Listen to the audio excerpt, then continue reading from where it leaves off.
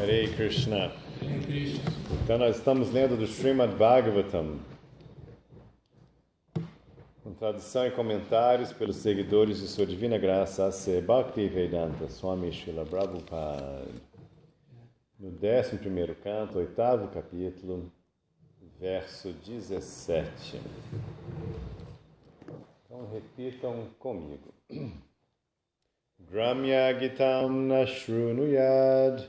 Gramya Gitam Nashrunuyad. Gramya Gitam Nashrunuyad. Gramya Gitam Nashrunuyad. Yatirvana Charakwachit. Yatirvana Charakwachit. Shiksheta Harinad Bhadan. Shiksheta Harinad Bhadan. Mriga Yogita Mohitat. Mriga Yogita Mohitat. Gramya Gitam Nashrunuyad. Gramya Gitam Nashrunuyad. Yatirvana Charakwachit. Yatirvana Charakwachit. Shiksheta Harinad Bhadan. Shiksheta Harinad Bhadan. Mriga Yogita Mohitat. Mriga Yogita Mohitat.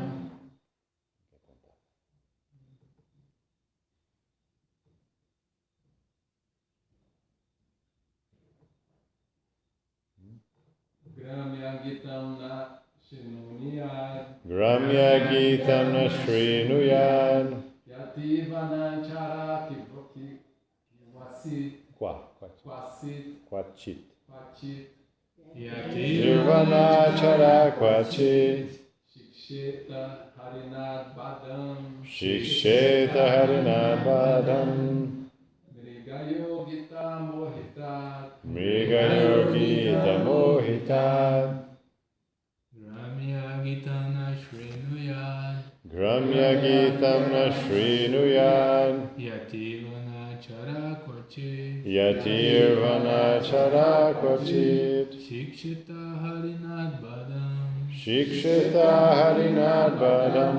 Mriga Yogita Mohitat. Mriga Yogita Mohitat. Vou tentar a minha. Gramya Gitam Nashrunuyad. Yatirvana Charakwachit. Shiksheta Harinad Bhadan.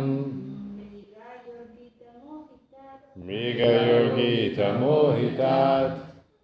Vou tentar ser praticado, né? Gramya Gitam Nashrunuyad. Yatirvana Charakwachit.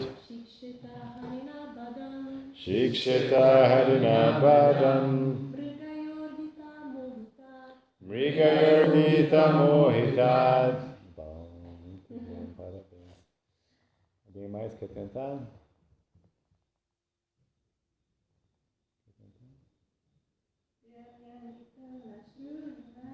Gramya Gitam Nashrunuyad. Yatirvana Charakwachit. Shiksheta Harinad Bhadan. Mriga Yogita Mohitat. Muito bem. Gramya. Referentes ao gozo dos sentidos. Referente ao gozo dos sentidos. Gitam. Canções. Não. Srinuyad. Deve ouvir. Yati. Um santo mendicante. Vana. Na floresta. Charaha. Movendo-se. Kwachit. Sempre. Shiksheta. Deve-se aprender. Harinad. Do veado. Badhat. Atado. Mrigayo. Do caçador. Gita. Pelo canto. Mohitat. Confundido. Repita comigo. Uma pessoa santa Uma pessoa santa que mora na floresta que mora na floresta e se encontra na ordem de vida renunciada se encontra na ordem de vida renunciada jamais deve ouvir jamais deve ouvir canções ou música canções ou música que promovam o desfrute material, que promovam o desfrute material, senão senão que deve estudar cuidadosamente que deve estudar cuidadosamente um exemplo do veado o exemplo do viado que fica desnorteado que fica desnorteado com a doce música da corneta do caçador com a doce música da corneta do caçador, e assim é capturado e morto. e assim é capturado e morto. Repetindo, uma pessoa santa que mora na floresta e se encontra na ordem de vida renunciada jamais deve ouvir canções ou música que promovam o desfrute material, senão que deve estudar cuidadosamente o exemplo do veado, que fica desnorteado com a doce música da corneta do caçador, e assim é capturado e morto. Então aqui a gente está seguindo, né, com os ensinamentos do nosso Avadhuta Brahmana, tirando exemplos da natureza, ele está tirando como gurus coisas da natureza, animais, situações da natureza. E aqui ele toca num ponto muito importante. Aí ele usa um exemplo que também não é muito comum à nossa experiência, né, que nem aquela do elefante, mas a gente fica sabendo, para quem não sabia, se alguém quiser capturar um veado, é assim que se faz, né? Você faz o sonzinho, aí ele acha que a fêmea lá cantando, chamando ele vai lá ver, é pego, né? Faz a cornetinha. Eles fazem isso também com pato, né? Faz o sonzinho do pato, que legal, tem um patinho aqui, e leva chumbo. Então, mas esse ensinamento é muito importante. E parece uma coisa boba, parece uma coisa assim, tipo, poxa, que papo maluco. Parece bobo, mas não é. Inclusive, a gente tem essa regra aqui no ashram, para os nossos moradores, que é proibido tocar música, a gente chama de música karma. Música que não é música devocional, música que não vai elevar a consciência. É proibido tocar essa música ao vivo, sabe? Um som. Se quiser botar no alto, ninguém vai fazer regra que não pode ser, né?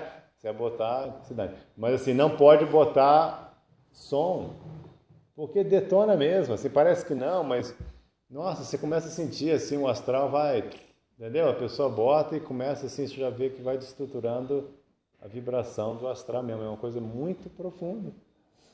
Começa a ver uma música dessa assim, que essa aí, é exatamente isso aqui. Uma música que fala de desfrute material. Basicamente é quase toda a música. Quase toda, mas não toda.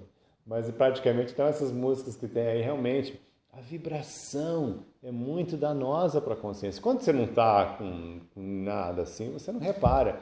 Mas quando você está seriamente no caminho, você sente, assim, é uma violência mesmo, é um impacto mesmo, afeta muito a consciência. E eu chego a esse ponto, e eu falo, já falei para pessoas aqui, falo, olha, se você quiser ter uma vida espiritual, você não pode se dedicar a essas músicas. É simplesmente impossível você seguir a vida espiritual e ver, parece, não, que radical, mas não é. Não é compatível. Não é compatível uma vida espiritual com você se dedicar a ouvir esse tipo de música. Sabe? Que é aquela musiquinha de não sei o que, e vamos fazer isso, vamos sair hoje à noite, gatinho, não sei o que, dançando, não sei o que, e meu romance, sabe? É incompatível. Parece, nossa, mas que isso? Incompatível. Coisa que parece assim, não, mas o que? Você comer carne? Não. É incompatível essa música. Eu falo para as pessoas, olha, é tão ruim quanto usar drogas. Sabe, fuma um baseado uma vez por semana não é tão ruim quanto você ouvir esse tipo de música todo dia. Não é. Ela afeta profundamente a consciência. A nossa consciência, Krishna fez assim, ele montou a realidade dessa forma, que a coisa da vibração, o som, né? Está lá na Bíblia, né? Como é que começa a criação de acordo com a Bíblia? O verbo, o som. Primeiro o som. E na Bhagavad Gita, no nossa tradição, no Bhagavata, a mesma coisa. Primeiro, né, essa vibração, ela tem esse impacto. Como é que é o nosso processo de auto-realização? Qual que é um pilar do nosso processo? Se Krishna Sankirtana, o som, o som do mantra, o som do santo nome de Deus. Esse é o pilar do nosso avanço espiritual. O som. O som afeta muito, ele entra profundamente na consciência. Eles dão esse exemplo do... Como é que você acorda de manhã? O que faz uma pessoa acordar? Despertador, né? O som. Porque o som penetra a consciência. Não luz, não toque, não cheiro. Som. O som penetra e você acorda imediatamente. A pessoa pode andar lá, pode passar, mas aí o som penetra a consciência. E se você se influencia com um som que é uma vibração que te joga para o desfrute material, que te faz pensar, você vai estar se intoxicando em vez de estar se purificando. Então é um detalhe assim que é importante mesmo, assim, se quiser seguir a vida espiritual, tenha esse cuidado. Não é uma coisa mencionada muito, não, esse verso, mas muito danoso. E hoje que tem som para todo lado, tudo MP3, baixa tudo, qualquer coisa, né? Todo mundo está ligado, todo mundo está com, né? Todo mundo está plugado, todo mundo está com fonezinho de ouvido. Poxa, se você troca aquela música mundana por um som transcendental, por um livro em áudio, por um mantra, se você troca, é outro efeito na sua consciência. Ou silêncio. Silêncio também é legal, silêncio é outro, né? Então, o silêncio é algo que vai te elevar. E não é só música, mantra, Hare Krishna, não é, claro, tudo bem, se quiser é melhor. Mas tem músicas que elevam. Tem músicas que foram escritas com o propósito de elevar a consciência, como Bach, como Handel. Eles escreviam a música com esse propósito. Não, eu estou escrevendo a música para levar a consciência a Deus. Assim que escrevia Bach, Handel. Era uma oferenda a Deus. Música devocional. Então tem músicas devocionais de outras tradições. E aí, claro que levam um canto gregoriano. Nossa, maravilhoso, né? Então assim, mantra, um canto sagrado, isso aí eleva a consciência. E aqui, né, então, dão esse exemplo. Eles falam assim, para um renunciante não deve ouvir. Mas eu estendo isso a todos vocês, a todos nós. Um praticante não deve ouvir. Se quiser uma vez ou outra, tudo bem. Mas assim, em geral, se for um hábito, esquece. Acabou sua vida espiritual. Todo dia está lá, com o rádiozinho ligado, todo dia está tocando música. Tremenda Maia. Alguma pergunta, comentário? Algum discorda? Pode discordar.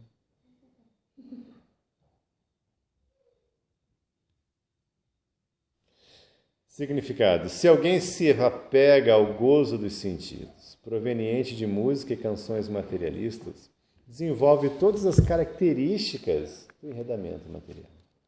Deve-se ouvir o Bhagavad Gita, ou a canção cantada pelo Senhor Supremo. Então, vocês viram que a palavra usada aqui foi Gita, né? Gita, Gita, Gita. Gita é canção.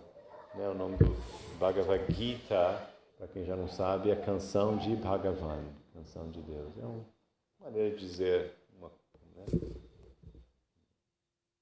texto bonito, né? Um texto belo, um som belo, uma canção. Ok, verso 18. Repita comigo. Deixando-se atrair por canções.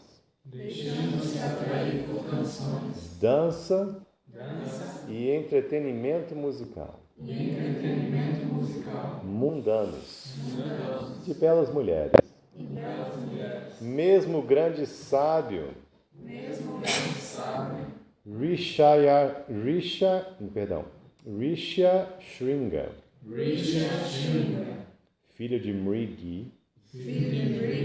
Caiu como um tolo sob o controle delas. Tal qual um animal de estimação.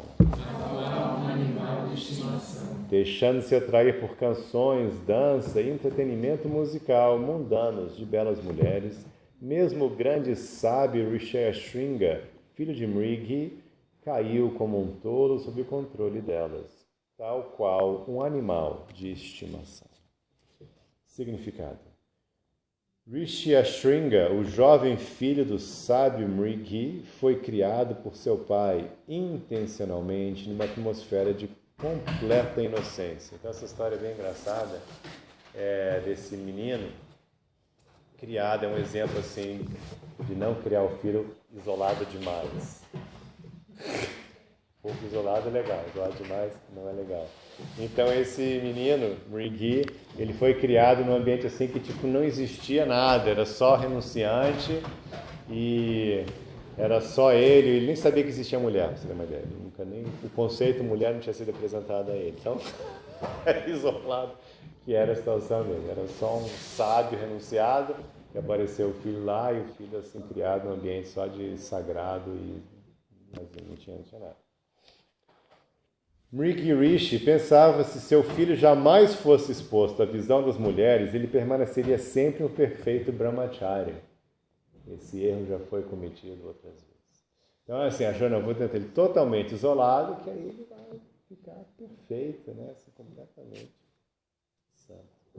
Mas, por acaso, os moradores do reino vizinho, que estavam sofrendo de uma seca prolongada, receberam um conselho divino de que a chuva retornaria a seu reino só depois que o Brahmana chamado Rishi Ashringa pusesse o pé nele. Então, olha só. Então, ele se isolou. Então, esse sábio, muito poderoso, esse grande yogi, se isolou, né? Lá em Alto Paraíso. Ficou bem isoladão lá, assim, vou morar atrás do Morro da Baleia. Ficou bem isolado.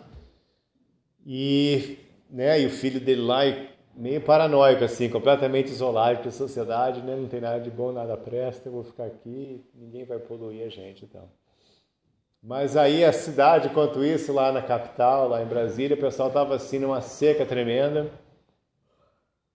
E aí chegou um conselho, assim, uma divinação, falou, olha, só vai resolver essa seca se tal sábio pisar aqui, né? Abençoar a sua... Ele era tão poderoso, né? Imagina, estava fazendo renúncia, né? Austeridades, se ele pisar, só ele pisar aqui já vai trazer as bênçãos e vai voltar a chuva. Então a pessoa falou, pô, vamos lá, né? É o jeito, vamos lá pegar esse sábio. E bolam um plano de levar belas mulheres para convencer ele, né? Não sei se foi um plano muito bom, mas vamos fazer, né? Ver se ele cai, né? Essa mulher linda lá, chega, vai, ajuda a gente. Então fizeram esse plano. Portanto, mandaram belas mulheres ao eremitério de Mrigi para seduzir Rishi Ashringa e trazê-lo com elas ao voltarem. Visto que nunca tinha sequer ouvido falar de mulheres, Rishi Ashringa caiu com muita facilidade na armadilha. Ele nunca viu. Aí de repente, pô, que gente legal, que povo é esse? Que povo bonito é esse? Ele tem que falar. Filhinho santo lá, menininho santo, né? Que povo é esse bonito? O nome Rishi Ashringa indica que o jovem sábio nascera com um chifre semelhante a de um veado que crescia de sua testa. Se tal qual o veado, um Rishi se deixa atrair pelos doces sons musicais que prometem o gozo dos sentidos, então ele é logo dominado. A pessoa ponderada e humilde deve aprender com o exemplo do veado, que é condenado em consequência da atração ao gozo dos sentidos proveniente da música. Então, esse exemplo. Vocês estão vendo que tem essa sequência, né? Esse trecho todo, já há várias semanas, a gente está indo pelos sentidos, né? Foi o elefante, foi a forma, som, tato, música, né? Está seguindo por essa sequência, né? O significado é muito claro, que na vida espiritual, a única coisa que vai te tirar da vida espiritual é a atração pelo engajamento no mundo material. É a única coisa que vai tirar. Porque de resto é tudo, né? Por que você vai? Né? Não tem mais nada além disso. Mas, então, e essa atração, ela se dá por qualquer um dos sentidos. Então tem essa alerta no Bhagavad Gita, Krishna fala, basta um sentido errante, Krishna fala, para tirar o yogi do seu caminho. Então, por isso que aqui, esse Avaduta, ele está cuidadosamente indo sentido por sentido, olho, nariz, língua, ouvido, tudo, um por um, para não ficar dúvida assim, e dando exemplo, ó, isso aqui cai por isso, isso aqui cai por isso, né? Dando exemplos da natureza de animais que caem, cada um com um tipo de sentido. Então é muito simples o ensinamento, mas é muito real. É isso, né? Você tem que ter essa seriedade, esse propósito e ficar alerta, né? Vigiar e orar e ficar alerta. Estou sentindo assim, vem cá, o que vai me arrastar aqui agora? Vai ser isso, vai ser aquilo. E a gente está sendo bombardeado, né? Imagina, aqui Rishi Ashringa estava vivendo completamente isolado, né? Na floresta. Só que a gente tenta até isolar um pouquinho, né? Mas tá aí, né? Tá sendo bombardeado, a gente tem tudo aqui chegando, né?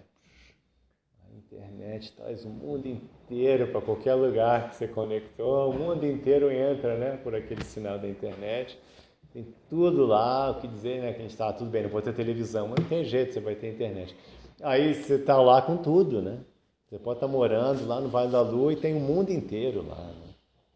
O mundo inteiro, todas as frustrações, todas as tentações, está tudo lá na sua cara. Então a gente tem que ter, hoje mais do que nunca, a gente tem que ter essa frieza, assim, essa tranquilidade de lidar bem com essas atrações todas e ficar atentos. Ok, vamos fazer mais um guru. Verso 19.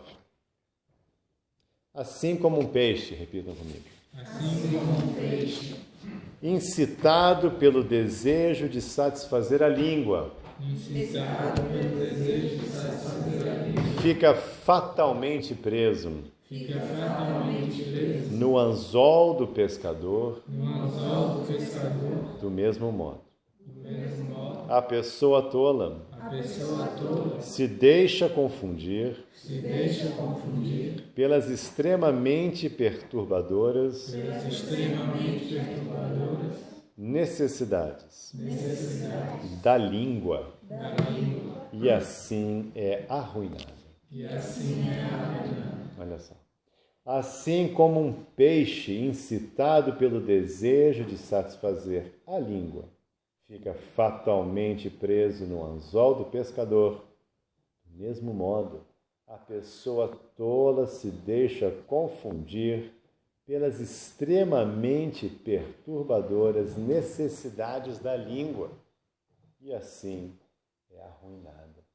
Então essa alerta é muito, você viu só? Olha só, extremamente perturbadoras necessidades da língua. Quais são as duas necessidades da língua? Comer e falar. São realmente extremamente perturbadoras, né? Então, na cultura védica, né, tem essa alerta, os nossos gurus alertam, olha, o sentido mais difícil de controlar de todos é a língua. Não é os órgãos genitais, não é os olhos, os ouvidos, é a língua. E fala que se você consegue controlar a língua, aí tá tudo bem, você já controlou tudo. Você consegue controlar a língua, você controlou o estômago, controlou os órgãos genitais, está tudo bem. Então, a língua tem essa alerta muito grande. E o nosso caminho espiritual tem essa importância da praçada, né? A gente faz esse yoga do alimento, praçada. Eles falam prachada.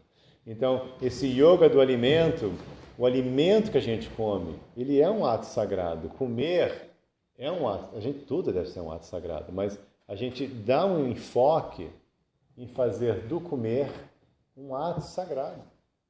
Então a gente, né, oferece o alimento em amor e devoção a Deus, para que aquele alimento seja um sacramento, né? Todo alimento, não é só uma hóstiazinha, não, é todo alimento sempre. Então, o devoto, ele se alimenta unicamente de praçada. Então, isso é uma maneira muito boa de controlar a língua. De você saber que quando você vai nesse item comer, né? No item comer é assim que a gente controla a língua. Tem uns detalhes aí. Mas é assim que a gente controla, né? Pelo menos eu vou comer o alimento que foi primeiro oferecido a Deus. E é apropriado para ser oferecido, né? Que não contém nenhum tipo de carne, peixe, ovos. enfim, não contém álcool, não contém drogas, enfim, um alimento que passa o padrão sáttvico e foi oferecido a Deus. Assim, ó, e quando se você não consegue fazer isso, vai atrapalhando a vida espiritual. Quem não consegue só comer, vai atrapalhando. Krishna ele é bem tranquilo, né? Em geral, o Krishna Bhagavad Gita, ele é bem soft, ele não é muito pesado. Ele não é, ele é bem legal, é bem bonzinho, não é? Ele é bem bonzinho, mas ele fala de forma muito forte sobre isso. No verso 13 do capítulo 3, ele fala, quem não come esse alimento, o que ele fala? Come apenas pecado, papa. Ele usa a palavra papa, pecado. Ele usa uma palavra pesada, assim, quem não come prasada, o que ele está comendo não é só um karma, não, é karma negativo. Papa, pecado. A pessoa está se aprofundando em karma negativo. Por que é karma negativo, Bruno? Sim? Porque todo alimento você está retirando alguma vida daí. Você não oferece para Deus. Essa é uma razão importante. Tem outra razão, qual que é? É o roubo. É o roubo. Tudo é de Krishna, então você devolve para ele. Exatamente. Então ali acertou. Cheio, Bruno. É isso, é por isso, porque tem vidas envolvidas, né? A gente é vegetariano, mas como aqueles panacas que fazem aquele negócio de comer pedra, né? Aquela piadinha, aquela piadinha, coitado da alface, eles brincam assim, você é vegetariano, então também não come alface, porque é uma vida, come pedra. Enfim, sorte sua. Foi bom, eu já tive que ver tantas vezes que vontade de jogar uma pedra. Mas então, assim, é isso, mas está certo, realmente é uma vida, alface. E abobrinha, abobrinha não, que é uma fruta, você pode tirar a abobrinha, não tem problema. Mas, enfim, em geral, você está comendo, né, uma alface, uma cenoura, né, você matou para comer. Você matou a cenoura, matou a alface. Né? Então, tem um karma, tem uma vida envolvida. Você minimizou, melhor do que matar uma galinha, uma ovelha, que dizer de um gado, tudo bem, melhor. Mas ainda assim é uma morte. Então essa morte, esse karma tem que ser amenizado. E a única maneira de amenizar ele é completando esse ciclo, que também, já que aquele também não pertencia a gente, completando o ciclo de oferendas e oferecendo aquele alimento a Krishna, a Deus. Aí é prasada. Então isso é um elemento muito importante, uma maneira muito legal de controlar. Claro que também dentro da praçada tem gente que se mata comendo praçada, né? E tem um verso famoso de Prabhupada, que já teve muita gente que já caiu da vida espiritual em nome de Mahaprasada. Prabhupada falou assim. Prabhupada falou assim, tem gente que já caiu da vida espiritual em nome de Mahaprasada. Porque também senão fica uma gula. Fica gula. Por exemplo, a gente vai servir bolo de chocolate hoje e ninguém pode comer, só eu. Porque, né, senão fica uma gula, né? Um monte de brigadeiro, de colher, assim, vira gula. Hoje no almoço, brigadeiro de colher. Senão vira gula, né? Tô brincando. Mas a gente tem que se maneirar, né? Senão realmente, literalmente, no movimento... No começo teve esse aspecto engraçado, assim, das pessoas acharem que não, é transcendental, né, a praçada. Então, tudo bem, né? E aí comia, fritura, tudo frito no ghee, açúcar, quantidades, assim, ilimitadas, né? E aí tinha essa farra, assim, literalmente a gente morreu. Essa primeira onda de devotos, assim, muitos deles, assim, a expectativa de vida baixou para 55 anos, assim, que morria de diabetes, né? Porque imagina, você ficar comendo só farinha branca, frita no ghee, com açúcar e tal. Barato, né? Uma delícia. Eu falo assim, um dia que eu quiser me matar, eu vou matar com Mahaprasada. Minha forma de suicídio escolhida é Mahaprasada. Né? Só comer Mahaprasada, fritura, açúcar, é uma delícia, né? Isso é bom, não? Mas, enfim, então, claro, a gente tem que realmente maneirar e comer de forma saudável, manter o corpo, né?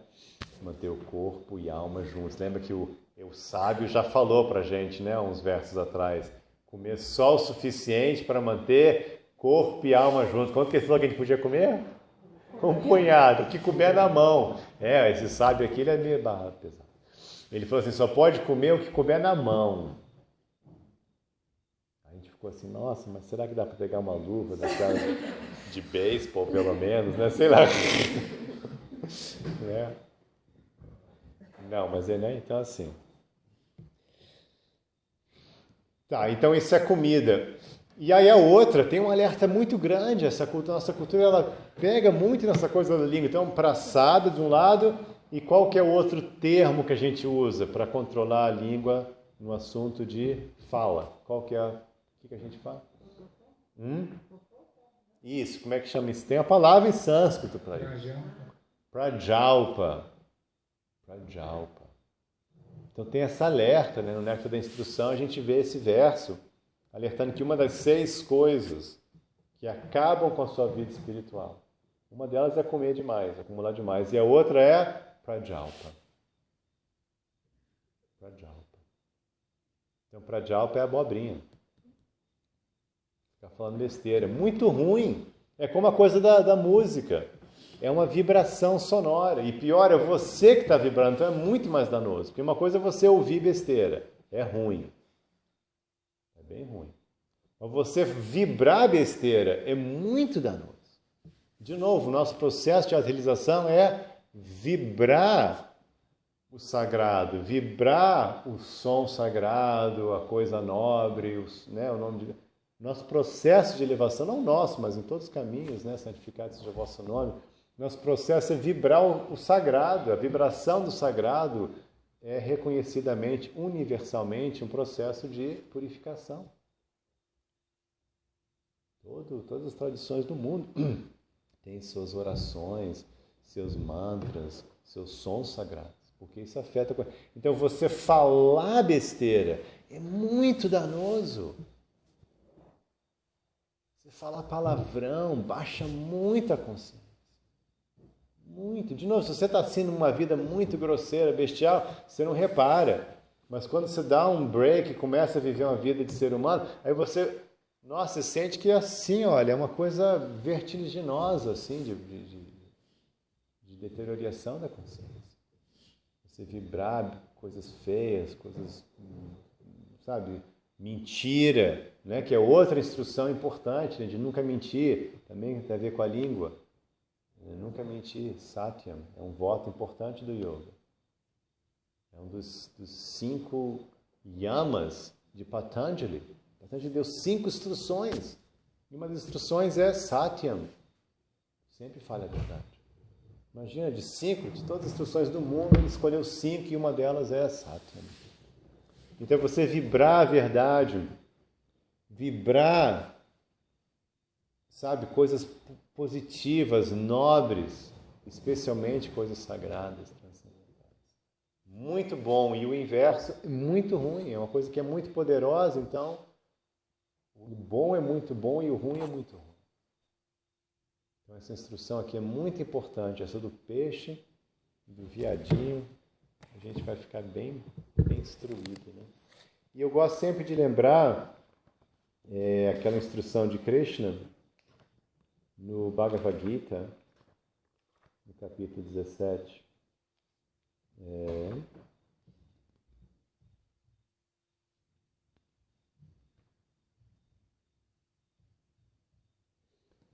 No capítulo 17, verso 15, Krishna dá assim um padrão perfeito de fala. Esse verso é lindo, assim, a gente deve memorizar ele. A austeridade da fala, ou seja, a perfeição da fala, da vibração da língua, consiste em proferir palavras verazes, agradáveis, benéficas e que não perturbam os outros. E também em recitar regularmente a literatura védica, ou seja, as coisas sagradas, as escrituras. Mas esses 4 itens, e não é assim, é os 4. Não é assim, um ou outro. É os 4. Você tem que passar por esse crivo. Eu vou falar, vai satisfazer esses 4 itens, senão não fala. Fica quieto. Vou repetir. Palavras verazes, agradáveis, benéficas e que não perturbam os outros. Eu adoro esse verso. Eu digo assim, se praticar só esse verso, o mundo já seria uma delícia, né? Só esse verso aí já dava assim uma sociedade legal, né? Quem não queria entrar no lugar, olha, para você entrar aqui você tem que só esse verso. Ah, tudo bem. Imagina o paraíso que não seria, né? Um paraíso. Então assim a gente consegue os dois lados, tá? A comida, a praçada, e na hora de falar a gente segue o verso 17, 15. Aí tá perfeito. Algum comentário, alguma pergunta? Eu posso estar enganado, mas me parece que eu vi um comentário falava que, mas, por exemplo, chamar um ladrão de ladrão, será que tem isso? Tem. Tem. Prabhupada fala assim, a pessoa vai se ofender. Porque tem um certo ponto, né? Se você realmente pegou a pessoa, né? E você é o responsável por educar, né? Você é o juiz, o policial. Aí você fala, você é um ladrão, você não pode fazer isso, agora você vai ter que ser punido. Tudo bem. Tem alguma atividade, talvez? Que a pessoa está na posição, né? Aí tem. É importante, você está educando a pessoa, né? Mas não que a gente tem que sair todo mundo. Significado, a gente vai encerrar. O pescador põe uma isca de carne num anzol pontiagudo e facilmente atrai o peixe ininteligente, que está ansioso por satisfazer a língua. De forma semelhante, as pessoas estão loucas atrás de satisfação da língua e perdem toda a discriminação em seus hábitos alimentares. Em troca de um prazer efêmero, elas constroem imensos matadores e exterminam milhões de criaturas inocentes e, por infligir em sofrimento tão atroz, preparam um futuro medonho para si mesmas. Porém, ainda que se coma apenas os alimentos autorizados nos Vedas, ainda há perigo. Alguém talvez coma muito suntuosamente e então seu estômago empanturrado fará pressão sobre os órgãos sexuais. Dessa maneira, ele cairá nos modos inferiores da natureza e cometerá atividades pecaminosas que conduzem à morte de sua vida espiritual. Do peixe deve-se aprender, com atenção, os verdadeiros perigos envolvidos em satisfazer a língua. Então é isso, né? Realmente essa cultura de carnismo, né? É esquisita. Ela é esquisita. Ela não faz nem sentido, assim, porque como é que as pessoas se envolvem na tortura e matança de literalmente bilhões de seres com consciência elevada? São seres que têm consciência elevada, eles são conscientes, eles respondem, eles podem ser chamados pelo nome, eles identificam filhos, eles sabem, eles respondem, eles querem carinho, são seres com consciência desenvolvida. E como é que a gente se envolve nessa matança cruel e assim, sem nada, sem pensar, sem considerar? É uma coisa esquisita mesmo. Chamado carnismo, né? Que a gente finge que não tem problema, finge que não tem nada a ver. Ah, não, é assim mesmo, é natural. A gente falava assim também de escravidão. Não, é assim mesmo, é natural. A gente falava assim de opressão às mulheres. Não, é assim mesmo. É natural. Né?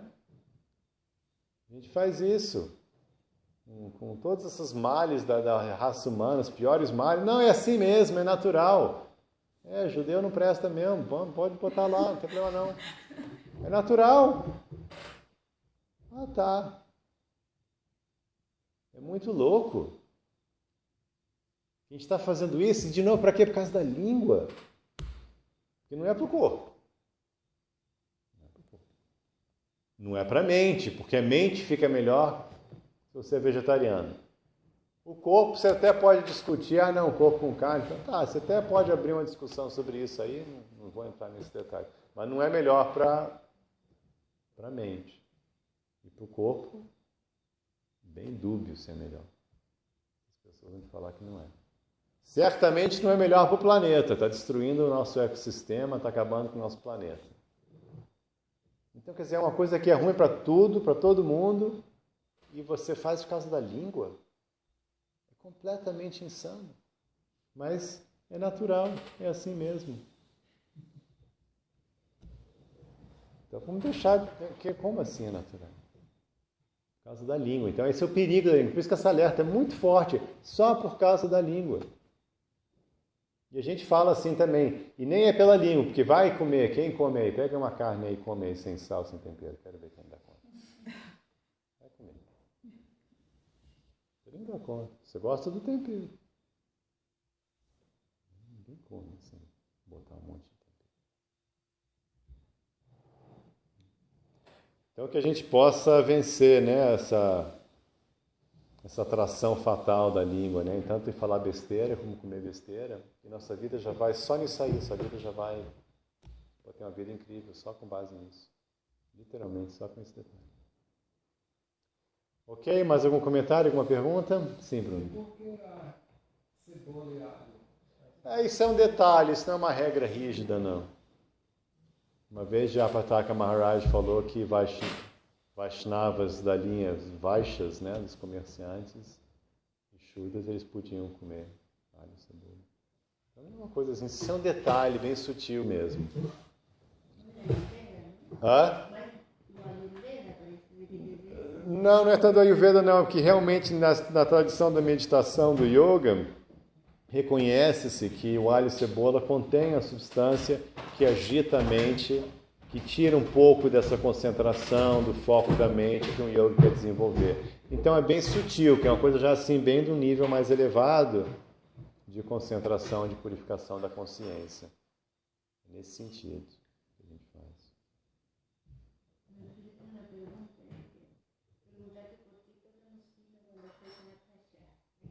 Para chamar a atenção de Krishna, olha só, rango. Que nem a gente toca o sino. Que nem a gente toca o sino aqui quando está a refeição pronta. Pessoal, agora pode comer. Tem o sino de Krishna e o sino de vocês, né? Esse aqui é o sino de Krishna, esse aqui é o sino de vocês. Agora pode comer, todo mundo. É para chamar mesmo. A gente faz assim para... Toda hora que está fazendo uma oferenda, você tem esse hábito de tocar o sininho para tipo avisar, estou te oferecendo alguma coisa. Ok, muito obrigado por ter paciência. Hare Krishna.